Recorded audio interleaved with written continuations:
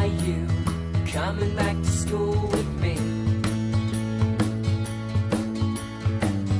We could have done it all so easily.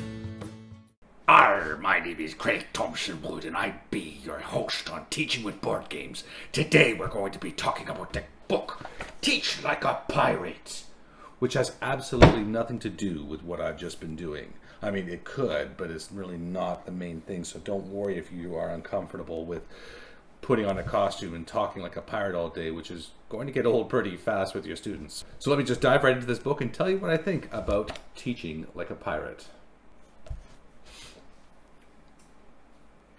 So to teach like a pirate is nothing to do with, like I said, with like doing the R's and the wearing the hats and the hooked hands, and please no severing of legs to put on a peg leg or anything like that. It is simply a mnemonic where you use each of the letters to help you remember the parts that you are supposed to be aiming for as you teach like a pirate. So the parts of pirate are as follows. P is for passion, I for immersion, R for rapport, A for ask and analyze, T for transformation, and E for enthusiasm.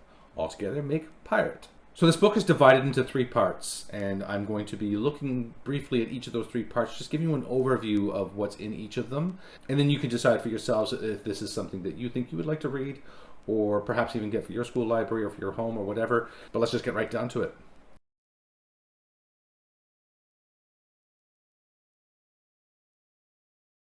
Part 1 is looking all at that acronym of pirate and what each of those different things means. So what does it mean by passion? What does it mean by immersion, etc.? So let's just get right into that. So when Dave Burgess is talking about passion, he acknowledges that we're not going to be passionate about everything that we teach. There's going to be subjects which we really love and subjects which we really don't love. Even within a subject, maybe there's some parts of math that you enjoy teaching more so than other parts of math. But so then what do you do about the subjects that you're not passionate about? So the first thing he talks about is content passion. And content passion is within your subject matter that you teach. What are you passionate about? So within that subject matter itself, outside of any other influences, what is in there that you love to teach? That would be your content passion. Then there's professional passion. And within your profession, but not necessarily specific to your content that you're teaching, what are you passionate about? And finally, we have personal passion, which is outside of your content, outside of your profession, what sorts of things are you passionate about? Now, for me, obviously, I think my passion comes from the games, the gamification, and I don't think that it's necessarily outside of the thing. It's not a personal, it can, some of the games are personal passion, but I mean, a lot of what I do is I'm looking at how I can bring that into, so it becomes a professional passion as well. But obviously, so if you're watching this channel and listening to this review of this book, then this is perhaps something that you would be sharing with me, because if you're on this channel, you're probably interested in the gamification aspects, and so seeing how we can incorporate those would be part of our personal passion then. So that is part of our P for pirate. We're one step closer to becoming better teachers. So I stands for immersion, and in immersion, Dave Burgess says that is the moment where we completely give ourselves over to our students. We are there with our students. We are in it with our students. We are completely involved and embroiled within whatever it is that we are doing. And that is the complete immersion. He gives a really good example during this time of when his child went for swimming lessons.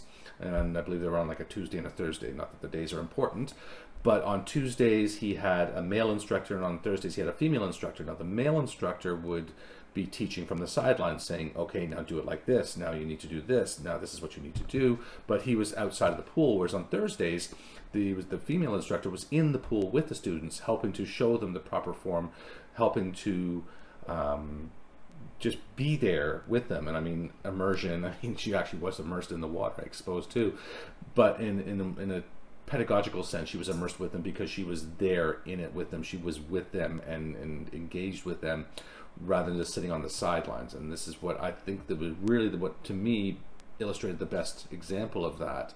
And so using that kind of idea in my mind of when have I been the instructor on the side of the pool and when have I been the instructor in the pool.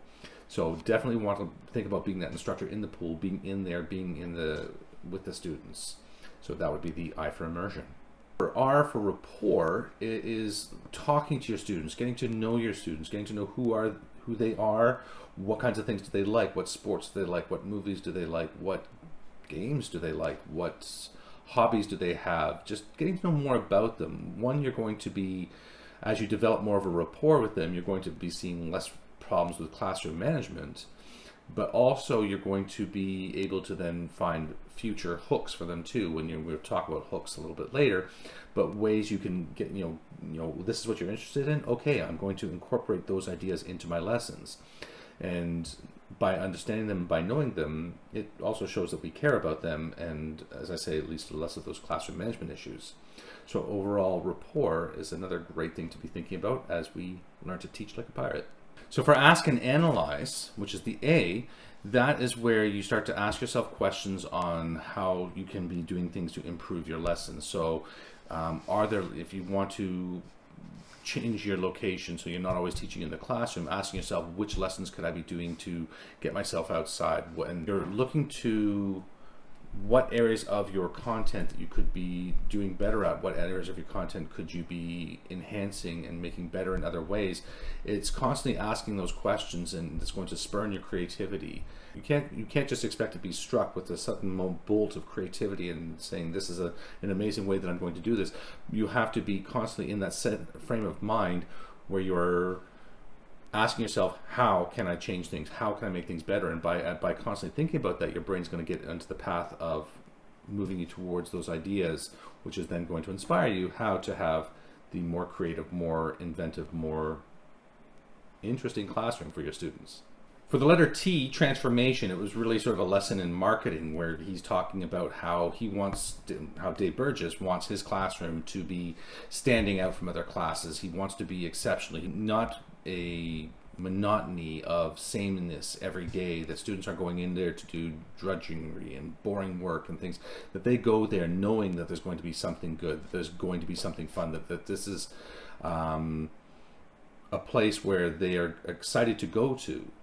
And that, what is he doing to transform his class in that way? So he talks about things like positioning and reframing, where positioning is, being known for being that class, where people think of which classes am I excited to go to next year. Well, yeah, I'm excited to go to Mr. Burgess's class because I've heard so many great things about it. And the whole reframing of taking something which is maybe a negative experience and how can you put a twist on it to make it a positive experience. So all these kinds of things to look at taking your classroom and transforming it into a place which is maybe been seen as an unexciting place to go to, boring, drab, whatever, and transform it to a place which is fun, interesting, exciting, and students will be happy to go there, excited to go there. There's going to be there's still going to be learning that takes place, but that your classroom is going to be a place which incorporates a lot of these different elements to make the learning that you are doing there and the teaching that you are doing a fun place to be. And then the last letter in the Teach Like a Pirate mnemonic is E for enthusiasm.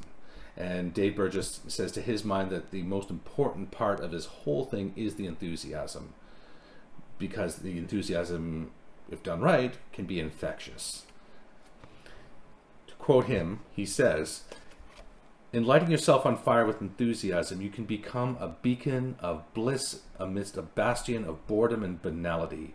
Your attitude carries with it the single most powerful tool to influence your classroom." If there's anything that you do out of this whole mnemonic, he says, in his mind, he thinks that the enthusiasm is the most important one. Being enthusiastic, being excited about what you're teaching can get the students excited too, and that's going to be the most important thing to making the difference.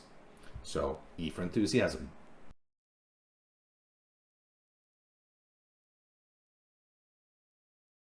So then part 2 of the Teach Like a Pirate book here, Dave Burgess starts to talk about how to craft engaging lessons. So in this part, he starts to get a little more to the applicable part of the book where we're able to take the ideas. So in the first part, it's the theories of all these different things that make up the mnemonic of pirate.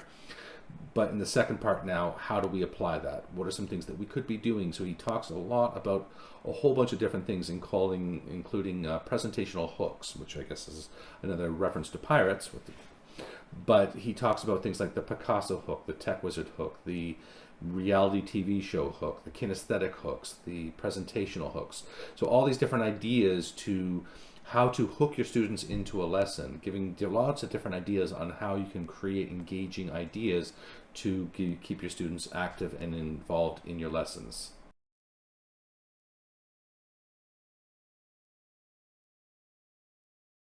Then in part 3, he goes on to talk about build a better pirate. So in this, what he's talking about is just this whole idea of don't settle for being a mediocre teacher. Don't settle for being a good teacher. He says you should always shoot for being a great teacher. As you are getting better and getting stronger, more confident in the system, to invite other people along with you. He calls that part building a crew, where you engage other people into your idea and you have these brainstorming sessions and collaboration and all these kinds of things. And I've always said myself that my best ideas come not from a result of my own head, but through a collaborative effort with other people. And so that part really resonated true with me too, that this whole journey shouldn't be one that we should be doing individually on our own, particularly if there's other people within your school who are undergoing the same journey. See what you can do to collaborate ideas with them and meet and discuss and plan together, because I think that's going to be the way to be the most successful. So overall, I thought this was a really good book. I mean, it is not specifically anything to do with gamification, game-based learning, or anything like that. So, but as a book for an educator to read, I mean, there's definitely ways. If you are totally engrossed and dedicated and passionate about gamification and game-based learning, then this book still applies to you, because as I said at the very beginning, the P for pirate stands for passion, and if that is your passion, you can certainly look at ways to incorporate that into your classroom. I would certainly recommend this for teachers to read. I mean, you can read it and take from it what you will. There's a lot of great information in here, so great ideas, suggestions, and things. So maybe, if you have your own copy, or maybe you can encourage your school to buy one for their library, their professional library, so that teachers can access it from there. But overall, I think this was a good book, and one that I do recommend. Well, that is going to wrap it up for today's episode. If you have any questions about anything I talked about today with the Teach Like a Pirate system, or if you have any other suggestions for great books that I might be reading that you could suggest that I could then review on this channel, please do leave me a message in the comment section below. And while you're down there, don't forget to hit like and subscribe. If you are new to the channel, then what I'm doing is I'm putting out content on a weekly basis around topics of gamification, game-based learning, all the kinds of things we can do to make our pedagogy more interesting, more fun. Time to time, I'm also maybe reviewing some books about which maybe help us to be better educators. And as I said, this content is coming out on a weekly basis to always make sure that I'm giving you, the viewer, some fresh content. Until next time, I'm Craig Thompson Wood, your host on Teaching with Board Games, saying thanks for coming to the classroom. Are you coming back to school with me? We could have done it all so easily. Now walk the plank.